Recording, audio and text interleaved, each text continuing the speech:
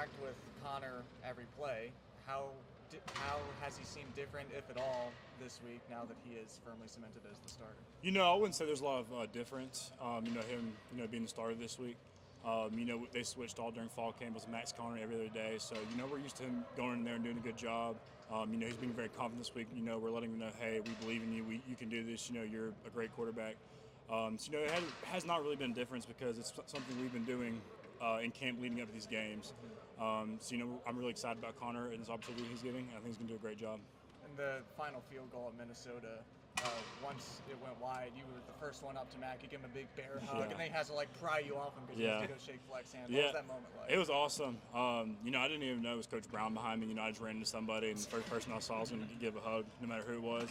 But just having to meet Coach Brown, and it was pretty special to be able to see my new head coach right there and then embrace that first win with him. So should try to lift him up. Yeah. Did he have that old man strength? Yeah, he did. I think he got me off the ground a little bit. Kind of surprised me. We're kind of tired because we just gotten done playing a full game, so he kind of knocked the wind out of me a little bit. Yeah, he's pretty strong though. Yeah. You came here to play. Yes, sir. And when you think about your experience in Georgia and coming here, how personally rewarding was it for you to go out there, start a game, finish a game, and get a win on the road? It was awesome, especially my first start being against a Big Ten opponent. Minnesota is a storied program, and they have good players over there. So being able to go out there and show what I can do the first time in my career for a full game is incredible. It was a really special moment. It's probably a moment I'll remember the rest of my life. There's a lot of newness on the line. Guys that you've only played with for 8 months or so. Right. A lot of 4 new starts. How was the communication up front? We were really clean with the communication. Obviously, it was pretty loud. Like I said, Big Ten atmosphere, especially coming down near the goal line, got pretty loud right in front of student section because they had a goal out game.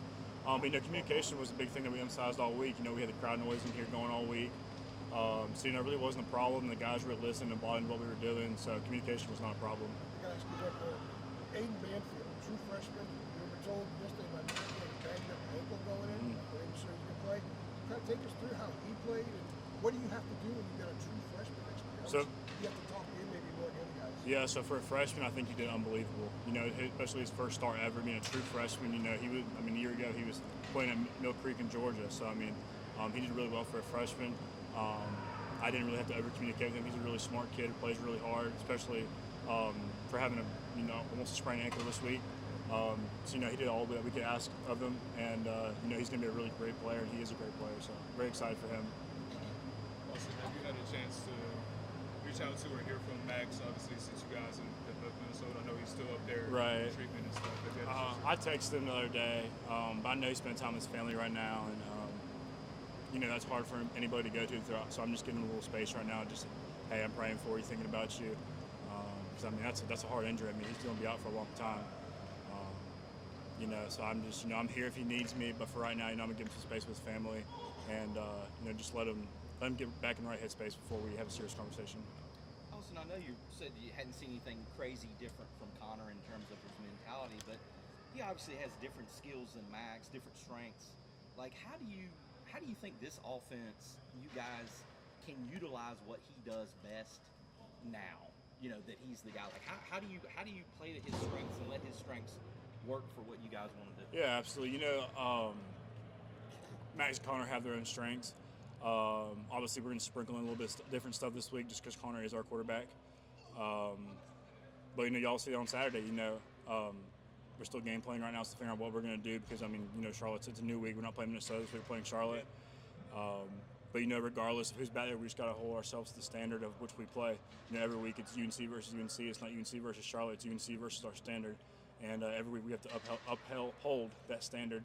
To make sure we come out with a win, and that's the goal: is go 1-0 each week. Yeah, the other day as well, Chip was talking about how you guys kind of bought into the physicality element, downhill running style. He used the phrase "toughness travels." Is that something that he's kind of spoken to your room, like that specific phrase? And how do you feel that you guys have kind of bought into the physicality of the run game that you all established? Yeah, for sure. It's tough. He has emphasized toughness does travel. You brought with us in Minnesota. Sometimes you just have to be tough. It's going to be a lot. We had one drive. I think it was double-digit plays. I'm not sure how many it was. 17. It was 17. You had 17 and then 12 in the third. So I know we pretty much had the ball the whole third quarter. And that's toughness traveling right there. You're not going to get what you want at the end of the drive at all times, but just being able to hold on to the ball and run that clock down and control possession of the game was a big emphasis on that drive. So that's an example of toughness travels, and we've been talking about it. All this fall camp, all this training camp, leading up to this. So we made that a big emphasis for our offensive line. I'm excited to see that the rest of the season, especially this week. Like I said, 1-0 each week, and I'm excited for us to show that each week. And I don't know if this is a strange question, so to speak, but what is the, degree of patience that's required when you're doing a play or a series that extends as long as it does, not just the amount of plays, just kind of keeping composure, play. Right. Honestly, I didn't even know it was 17. I knew it was a lot. I wasn't sure how many. But, we take it as one play at a time. Each play is its own thing. You need to win each play. So as like Coach Clem says, think small. Don't think about the big picture. Think about the process. And that drive, we thought about the process. We weren't worried about how many plays we were in there. We were worried about each play doing our job, feet, hands, had alignment assignment each play. We weren't worried about how we weren't worried about the end goal. We were worried about that play and the process that was going on that play. How many different defensive linemen did they have in front of you to your depth? I would imagine they rotated quite a bit in that draft. No, I saw 91, 89, 96, 97. So I think it was about 4 guys that they were rotating in there. And especially that one drive, they were rotating a lot. But it was hard for them because we went a lot of tempo, went a lot of fast pace, just so they couldn't get those certain packages out there. But yeah, I think it was about 4 guys I saw play defense tackle throughout the game. Considering, Austin, that it's basically a brand new offensive line for this team. How would you maybe assess the overall group from the other night, considering it's Howard's first college start, it's Aiden Banfield's first college start, it's Travion's first college start? Right. How would you sort of critique how you guys played as a whole, do you think, and how much more room you have for improvement? Right. I think we played pretty well for a lot of guys having their first start. I think one thing we did show is physical toughness. Like I said, that 17-play drive. Some guys were, pretty winded, and some guys even said they were seeing colors. They got so tired on that drive. Okay. That's just part of it. You just got to fight through it. I applaud the guys for that because they were really physically tough. One thing I think we could work on is just next play mentality. A lot of new guys who've started. They mess up one play, and you gotta move on to the next play, and don't live in the past, look to the future, live in the present, and just be ready for that next play. That's the biggest thing. That's one thing I'm emphasizing this week, is move on to the next play. Not anybody's ever going to play a perfect game. That's just part of football.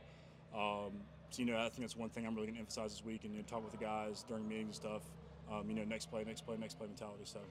Did you ask him what colors they were seeing?